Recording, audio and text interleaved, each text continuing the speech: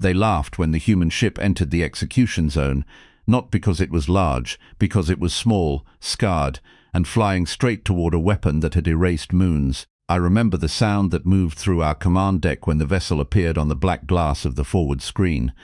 A soft clicking laughter, controlled, elegant, the kind my people used when a weaker species mistook courage for strategy. The human ship did not look like a warship. It looked like a mining barge that had survived a storm, been repaired by angry mechanics, and then sent back into space before the paint dried. Its hull carried dents from micrometeors. One engine burned with an uneven blue pulse. Its identification beacon translated into our language as the Listening Sparrow. That made the officers laugh harder. A bird, a listening bird, against the dominion of teeth. I was sub-adjudicator Vren of the Carthun hegemony, third witness to sanctioned exterminations, recorder of surrender languages, and official observer of primitive military collapse. My duty was simple. I watched civilizations die, documented their final errors, and sent the records to the archive of superior order. Humanity was supposed to become another short file. Their colony, Haven 9, had been found inside a mineral belt claimed by the hegemony 6 centuries before the humans learned how to sharpen iron. Under our law, unauthorized settlement was contamination. Contamination required removal. We gave them 1 hour to evacuate. They sent 1 ship, no fleet. No ambassadorial formation, no tribute convoy. Just that ugly little vessel moving through the debris field, ignoring every targeting lock we placed on it. Grand Marshal Orthrak leaned forward on his command throne, his bone crown scraping the steel above him. "Open channel," he ordered. Let the little mammal beg. The screen shimmered. A human appeared. He was older than I expected. Dark skin weathered by years of shiplight, grey hair cut close to his skull, eyes steady in a way I found irritating. He wore no ceremonial armor, no medals, no rank feathers. Just a plain blue jacket with a patch over his heart. The translation system hesitated before rendering the words on that patch, Meech and Rescue. More clicking laughter moved through the deck. The human looked at all of us without blinking. "This is Captain Elias Ward of the civilian recovery vessel Listening Sparrow," he said. "You are holding 73,000 colonists under threat of orbital sterilization. We are requesting a pause." Orthrak's mandibles spread. "A pause?" "Yes. For negotiation, for understanding." That answer quieted the room for half a breath, not because it was powerful, because it was wrong. Species facing extinction asked for mercy. They offered minerals, hostages, genetic maps, military access, breeding rights, songs, gods. They did not ask for understanding. Orthrak tapped 1 claw on the throne arm. "Human, your settlement violates Dominion claim. Your machines have pierced sacred mantle rock. Your children breathe stolen air. You have 41 minutes remaining." The human lowered his eyes briefly, as if listening to beside him, but there was no one visible behind him, only a dim bridge, old instruments, and a small hanging charm swaying near the ceiling. When he looked back up, his voice had not changed. "Grand Marshal, there are 11,000 children on that colony. They should have chosen better parents." A few officers clicked approval. The human's face tightened, but only for a second. Then he did something I did not understand. He smiled, not warmly, not mockingly, sadly, as if Orthrak had just admitted something embarrassing. "Understood," Captain Ward said. "Then I'll ask one more time. Pause the weapon." Orthrak stood to his full height, towering even on the screen. "You arrive in a rescue craft. You carry no visible weapons. Your homeworld is 3 relay jumps away. Your nearest military response is too late. Your colony will burn before your species can even convene a committee." The human nodded slowly. "That's probably what your models say. My models do not fail." "No," Ward said quietly. "They just don't know us yet." That was the first moment I felt it. Not fear, not yet. A small wrongness. Like hearing footsteps inside an empty room, Orthrak gestured toward Weapons Master Iran. "Charge the Pale Lance to demonstration strength. Target the Northern Ocean. Let them watch steam replace prayer." The Pale Lance began to wake beneath us. You must understand what that weapon meant. It was not merely a cannon. It was a verdict. A spine of captured star matter running through the belly of our dreadnought, able to focus gravity, heat and radiation into a single white beam. We had used it on fortress moons, on rebel worlds, on the cathedral rings of the Sari. No shield in our records had ever endured it. Haven 9's Northern Ocean filled the tactical display, blue water, white cloud. A thin chain of human cities glowing along the coast. The countdown began. 10. The human ship did not run. 9. It did not raise shields. 8. It sent no distress signal. 7. Captain Ward looked away from us again. This time I heard a faint voice from his bridge. A woman, young maybe, speaking too softly for clean translation. "Beacon net is awake," Ward answered. "Let them finish." 6 Our sensors flickered. Not enough for alarm. A tremor only. A ghost in the detection field. I turned toward my console. "Grand Marshal, there is interference in the outer debris belt." "Mining equipment," Iran snapped. "The colony is full of primitive machines." 5. The interference multiplied. 4. Thousands of small objects lit up across the belt. Dead satellites, broken ore haulers, abandoned survey pods, cargo shells, navigation buoys. Trash. The system was full of human trash. 3. Then the trash moved, not randomly, together. Every useless object in the debris belt turned toward us. 2 Orthrax crown lifted. "What is that?" Captain Ward whispered something I will never forget. "Everybody wants to help." 1. The pale lance fired. White light tore from our dreadnought toward Haven 9. The beam should have crossed the space between in silence and turned an ocean into a wound. Instead, 10,000 pieces of human junk placed themselves in its path. The first wave vaporized instantly. The second wave burned. The third wave shattered. Then the fourth wave struck the beam at angles our computers failed to calculate. Reflective mining mirrors, ice hauler shields, construction plates, emergency habitat doors, all spinning with terrible precision. The lance bent, not much, not enough to save a planet under normal rules. But humans, I learned that day, do not survive by normal rules. The beam scattered across the debris belt in a storm of harmless white threads. It carved glowing lines through dead rock. It ignited frozen dust. It turned the darkness around Haven 9 into a sunrise, and the ocean remained blue. For the first time in my service, the command deck made no sound. Captain Ward exhaled. "We call it a bucket line," he said. Othrak's voice dropped low. "Explain, when a fire is too big for one person." Ward said, "Everyone passes water." Iran snarled. "You used garbage as a planetary shield." "No," Ward said. "We used everything we had." The Grand Marshal's mandibles trembled with rage. "Full charge." My blood chilled. "Grand Marshal, the lance requires 20 minutes to stabilize after deflection. Full charge structural doctrine recommends." He turned one eye toward me and I stopped speaking. The weapon began to recharge. On the screen, Captain Ward did not celebrate. He did not threaten. He simply watched us with that same tired sadness. That should have warned me more than any display of anger, because he was not surprised. He had expected us to fire, and somehow he had expected to survive. "Grand Marshal," I said carefully, "the human vessel is transmitting." "To whom?" I checked the data, then checked again. "To the colony, to the debris field, to their own rescue network, to everything. Block it." "We are trying." But human transmissions are ugly things. They do not march in clean channels. They leak, they scatter, they hide inside static, maintenance pings, medical telemetry, children's weather balloons, emergency locator tones. Our jammers crushed one frequency and 12 more rose beneath it. A voice filled my console, not Captain Ward, a child. "Mom says we have to stay under the table." "Is Mr. Sparrow still there?" Another voice answered from the Listening Sparrow. Female. Calm. "Mr. Sparrow is still here, sweetheart," the child whispered. "Is he scared?" There was a pause, then Captain Ward leaned closer to his comm. "Yes," he said, "but I'm staying anyway." Something moved through the bridge then. Not laughter, not anger. Discomfort. We did not broadcast fear to civilians. We did not admit weakness to young. We did not let children speak during strategic events. Humans apparently did all three. Othrak's claws dug into the throne. Enough of this theater. "Launch boarding hooks. Seize the rescue craft. I want that captain kneeling on my deck before the lance is ready." Our assault pods fired in a perfect black formation. The Listening Sparrow finally moved, not away, forward. It accelerated toward the pods with that damaged blue engine coughing light. At first I thought it was suicide. Then the ship rolled sideways, opened its cargo bay and released hundreds of small orange cylinders. Rescue pods, Empry rescue pods. They scattered between our assault craft like frightened seeds. Aaron clicked in contempt. "Decoys." Then the first pod began broadcasting a distress call. Then all of them did. Hundreds of voices filled our channels. Crying children. Injured workers. Pleas for oxygen. Medical alarms.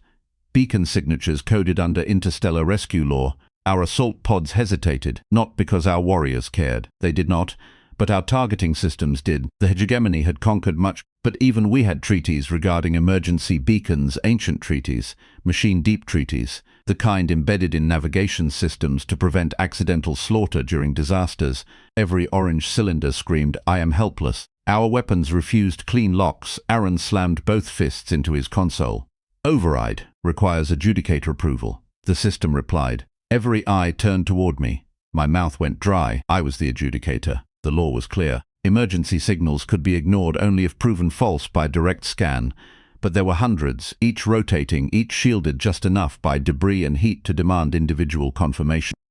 A delay of minutes the human captain needed. Orthrak's voice became poison. Approve the override. I looked at the orange lights on my screen. I knew they were empty. I also knew the law, and I knew, suddenly, that the human had known the law too. Captain Ward had studied us, not our weapons, not our armor, our rules. Sub-adjudicator. Orthrak hissed. My claws hovered over the approval mark. Then Captain Ward spoke over an open channel. You don't have to become worse than your own laws. It was not a plea. That was what made it unbearable. It was an invitation I did not approve. The assault pod slowed to perform manual scans. In that delay, the Listening Sparrow passed between them, close enough that one pod scraped sparks along its hull. The human ship spun, fired grapples into 3 of the orange cylinders, and slung them like stones into our sensor clusters. Our forward targeting array went blind. The command deck erupted. Primitive tricks, Iran roared. But they were not tricks. They were choices stacked on choices. Mercy turned into obstruction. Rescue laws turned into armor. Trash turned into shields. Fear turned into honesty. Everything weak about them had become a weapon because we had dismissed it as weakness. The second clue came from the colony. Haven 9 opened its city lights. Every settlement on the planet began flashing in sequence, not randomly. Patterned. Old-style optical communication, too slow for battle, too simple for jamming, dots and lines. What are they doing? Orthrak demanded. The translator worked for several seconds before producing the message. We see you, Sparrow. Then another. Bucket line ready. I magnified the colony surface and felt my inner membranes contract. The cities were moving. No, not the cities. The people, thousands of ground vehicles rolled out from shelters. Construction crawlers, farm machines, cargo lifters, school transports. They dragged reflective sheets across fields. They angled solar farms. They flooded canals to create mirrors. They were turning the entire northern continent into a crude deflection grid. Against the pale lance, it should not have mattered. It should have been pathetic. But I had just watched their garbage bend a starbeam. Orthrak saw it too. His rage shifted into something colder. Target the colony's central reactor instead. No ocean, no warning, no spectacle. Weapons Master Iran obeyed. Captain Ward's face changed. For the first time, the calm cracked. Not much. Just enough. Grand Marshal, he said, that reactor powers hospitals. Then your hospitals will go dark. There are newborns on ventilators. Then they will learn silence early. The human closed his eyes. When he opened them, the sadness was gone. What remained was not rage. Rage I would have understood. It was decision. Okay, he said one word, soft, final. The Listening Sparrow transmitted a new signal. It was short.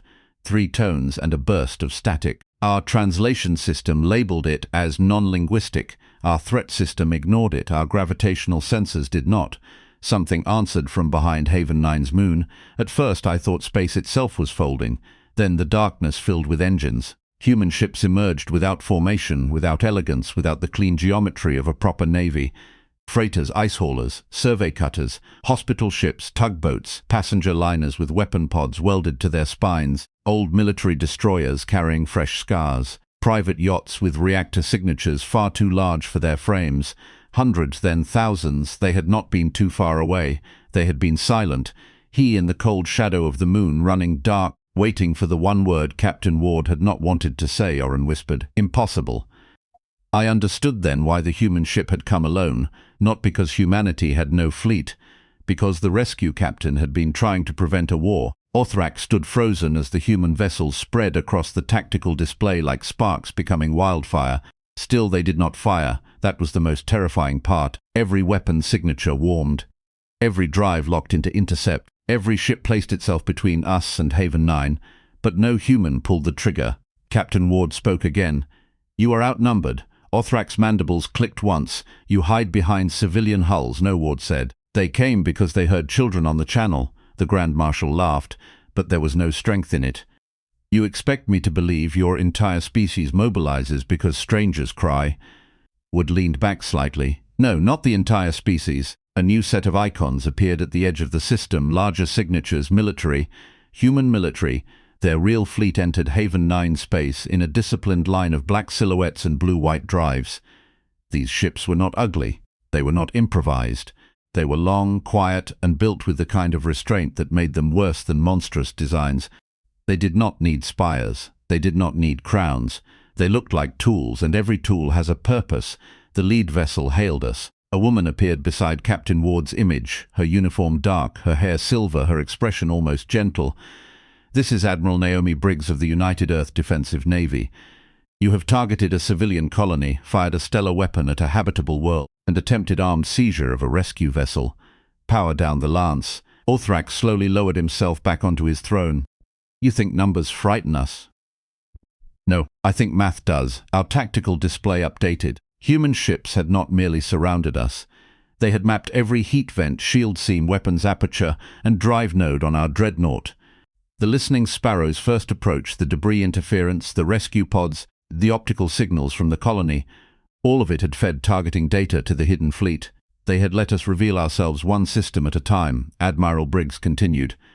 "Your pale lance has a cooling fracture along its third containment rib. If you fire again, we can make sure your own weapon blooms inside your hull." Kieran went still, because it was true. I saw the fracture on my damage board, tiny and red, born from the first deflected shot. We had missed it in the chaos, the humans had not. Orthrak's voice was barely audible. "You would destroy this ship," Captain Ward answered before the Admiral could. "No, we would rather not." The command deck stared at him. He meant it. After everything, he meant it. That was when fear finally found me. Not fear of human weapons. Weapons are simple. Weapons are honest. I feared the species that could prepare annihilation and still hope not to use it. Orthrak did not have that strength. "Fire," he said. Yaren looked at him. "Grand Marshal, fire!" The pale lance began its final charge. Human ships moved, not backward, not into attack. They moved closer. Every civilian ship locked shields with the next. Every military vessel pushed power forward. The colony grid brightened below. The debris field tightened above. The Listening Sparrow placed itself directly in front of our wounded weapon, a tiny scarred bird before the mouth of a god. Captain Ward's voice came one last time. "Vren."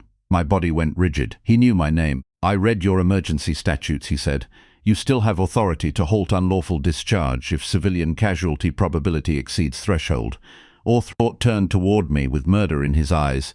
"Do not." The lance charge passed 80%. The law appeared on my console automatically, old and bright and merciless.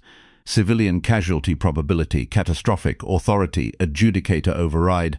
I thought of the child asking if Mr. Sparrow was scared. I thought of a captain saying yes. I thought of a species that made shields from garbage and armies from compassion. Then I placed my claw on the mark. The pale lance shut down. The silence afterward was larger than space.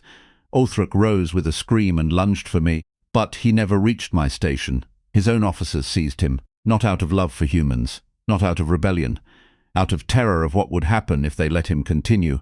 Across the screen, Captain Ward sagged as if invisible strings had been cut. Admiral Briggs closed her eyes for one brief second. The human fleet did not cheer. That too, I remember. They had won, and they did not celebrate our humiliation.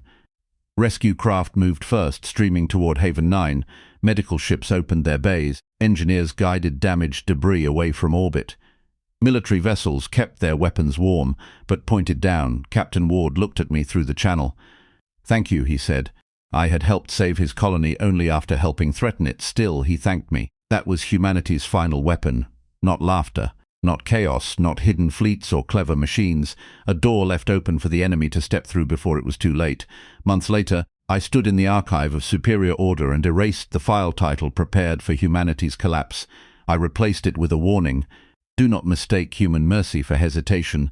Do not mistake their small ships for small resolve. Do not threaten their children unless you are ready to face every broken machine, every frightened voice, every civilian hand, every soldier waiting in the dark, and every law you thought belonged only to you. The Listening Sparrow still flies near Haven 9. Its hull is uglier now. More scars, more patches, more names painted along its side by the children who survived that day, and whenever it passes a Carthoon vessel, our crews fall silent because we all know the truth now. The most dangerous human warship in the galaxy was never built to fight. It was built to come back for people.